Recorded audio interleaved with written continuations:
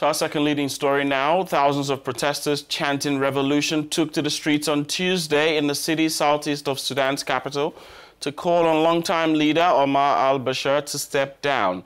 It's the latest in nearly 3 weeks of anti-government demonstrations which started over economic issues such as spiraling inflation, but has now shifted to calls for Bashir to resign. The demonstration in Gedaref came just hours after Sudan's Interior Minister Ahmed Bilal Othman addressed Parliament on the protest. There were also deadly protests in al-Gedaref, a poor and agricultural city in the east of Sudan. Exactly, Jerry. Demonstrators yesterday organized what they termed a Matthias rally in tribute to the people killed in al-Gedaref. The main market closed and the demonstrators gathered in the city's center chanting, "Peace, justice, freedom and revolution is the people's choice." Witnesses say police fired tear gas at demonstrators preparing to march towards the local council headquarters. Sudanese President Omar al-Bashir yesterday accused conspirators of provoking violence during anti-government demonstrations. With us now is Rabi Abdulatif, former Sudanese government spokesperson and member of the National Congress ruling party. Mr. Abdulatif, thank you very much for joining us on the program. First off, this protest stemmed from several issues, including inflation and the fall of the Sudanese pound.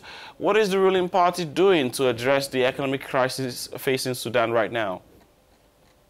Yes, the crisis that witnessed Sudan in the past period will be addressed by the government by a lot of procedure and steps. Some steps already implemented and some steps underway now. And I think that if those steps and these precautions and procedure that approved by the cabinet and approved by the president to be implemented urgently, this will pave the way to solve all the problems, as Sudan is not a poor country. We have a lot of resources, but we need how to administer and how to control these resources. We have more than 150 production of ton of gold. This is also to be controlled by the government. And I think that we are in need to review the central bank policies as well as the financial plan, and also to implement the austerity plan already adopted by the government. I mean, the ruling party, your party, has endorsed Omar al-Bashir for the next presidential elections. Now that there are calls for him to step down, are there plans to find a new candidate? I think this is NCP, this is National Congress Party, this party is having a right to nominate the suitable person for the presidential period in the elections of 2020, but also the same, is allowed for other political parties. They can also nominate whomsoever that they see he is suitable to rule the country for the next period.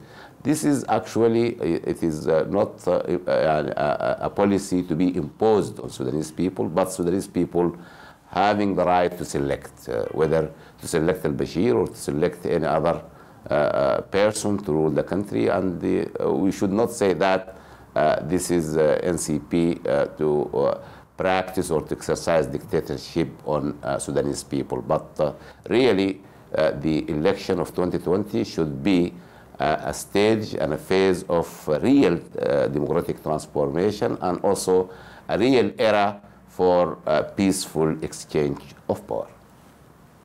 The president recently reshuffled the cabinet, but beyond that, what reforms are you willing to implement?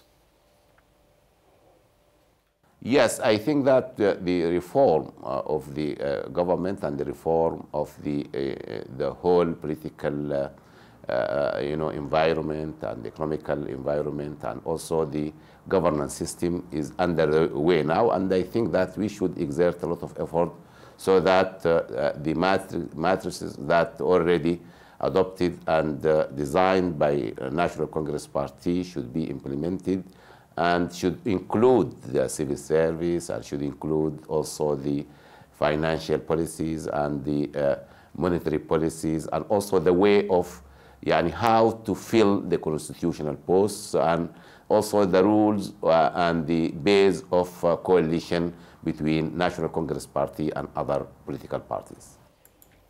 Rabi, I'd like to thank you very much for speaking with us. Thank you very much.